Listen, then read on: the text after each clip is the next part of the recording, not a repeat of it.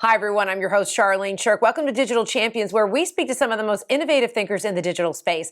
And joining us today from Palm Desert, California, is Gina Rotolo with Coachella Valley Firebirds. Gina, thank you so much for joining us today on Digital Champions. Thank you for having me. Good morning. Oh, it is our pleasure. And so tell us what's going on with the Coachella Valley Firebirds. It's very exciting. So we have officially launched a new AHL, American Hockey League franchise. We are the 32nd AHL team that feeds into the NHL team, the Seattle Kraken. And we just spent the weekend with our very first 2 games in franchise history. And I'm thrilled to say we are undefeated at 2-0. And our stats look amazing. So far, so good. Hey, one at a time. Exactly. We are getting ready to move our operations up. We set up our operations in Seattle right now because our building, Acrisure Arena, is going to open mid-December. So we're about 56 or 57 days away from opening, but who's counting? So the unique thing about launching this team and launching a hockey season, which normally regular season runs October through April, we are building our operations temporarily in Seattle with our NHL team. So we're practicing where the Kraken practice. We are setting up all of our operations there, and we will do that briefly. And we overnight, sometime probably early November, we will be moving the team down and then setting up our operations here. We actually have our venue actually has, it's 2 buildings in one. We have the arena on one side and then the training facility, which is also a community iceplex. So we are opening that side first so that we can actually have the team come into their hometown, which they've never been to yet, and start training and then be based out of here. And, but we'll play the first 2.5 months on the road until the building's open, and then backlog our entire season into mid-December through April, which is exciting, but it's kind of crazy. Oh, super. And I'm sure super excited with the community. We're in Jacksonville, Florida. I recall when we got the Jacksonville Jaguars. We have the Icemen here in Jacksonville. It's a big deal for a community when you get not only a team, but then you get a building and a venue, and then you get the merch. It's all about the merch. So Gina, you're no stranger to launching teams and launching venues. So talk a little bit about that niche and kind of what that entails to be able to, you've got community support, but God, there's a million moving parts to that. Can you share a little bit about the digital side of making sure that it's a successful launch?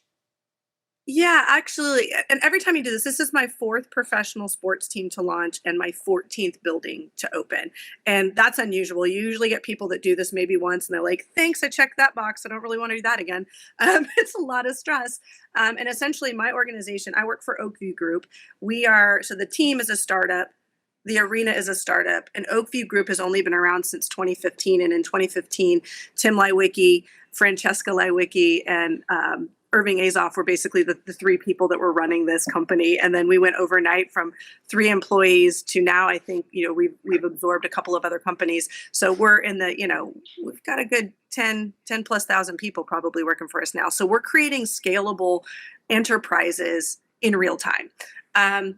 And for this market, so the Palm Springs area, which is comprised of 9 cities, most people don't know that, thus our name, the Coachella Valley Firebirds, we're working to be super inclusive. When we came to town, this is a tertiary market.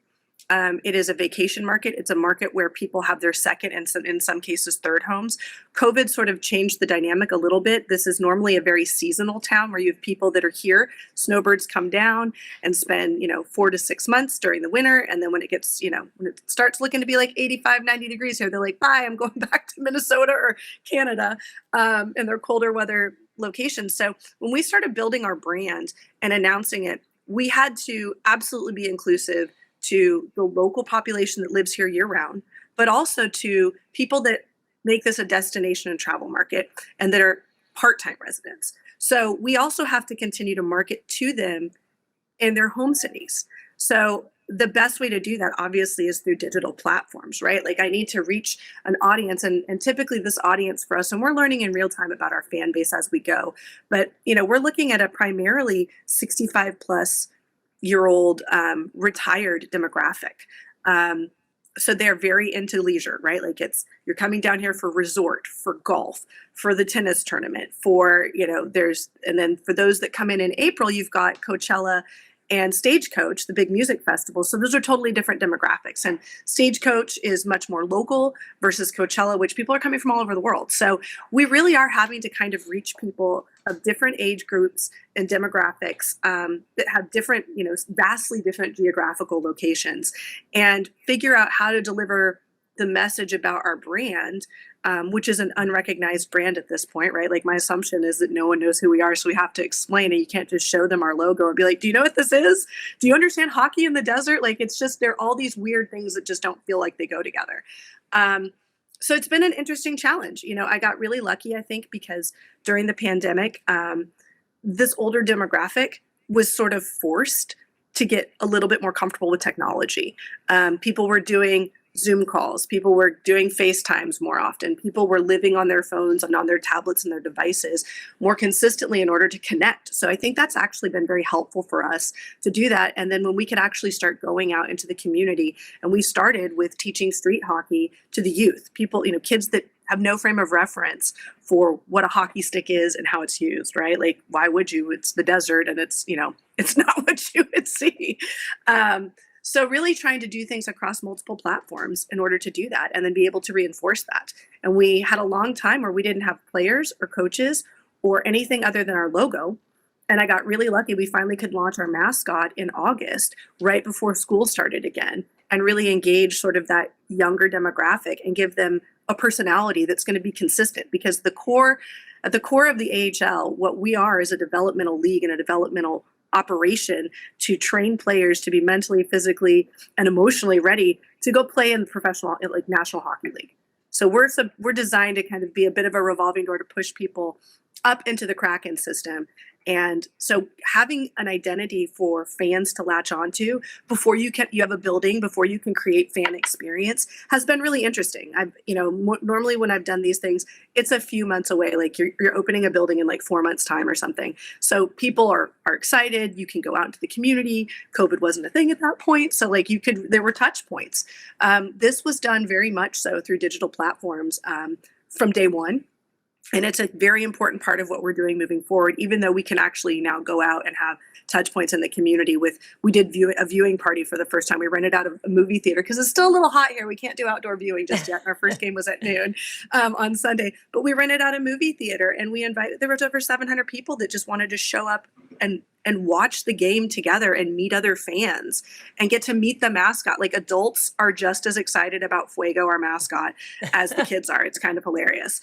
So it's been really interesting. We've got to wrap up now, but we could listen. We're a sports town here in Jacksonville, Florida. We could listen to you all day long. We absolutely love it. And the fact that you're a feeder to the Kraken. I mean, I can't get a better name than that. The Kraken. Gina, thank you so much. We wish you all the best of luck, and we'll all be checking out your team, the Coachella Valley Firebirds, on our social media channels. We appreciate you taking the time to join us today on Digital Champions.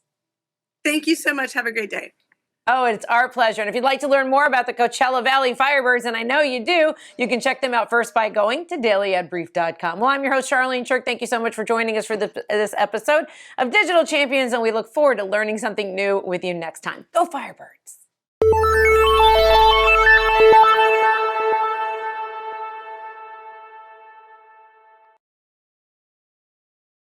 Simplify presents Addressable CTV, combining the power of TV with the targeting and attribution of digital.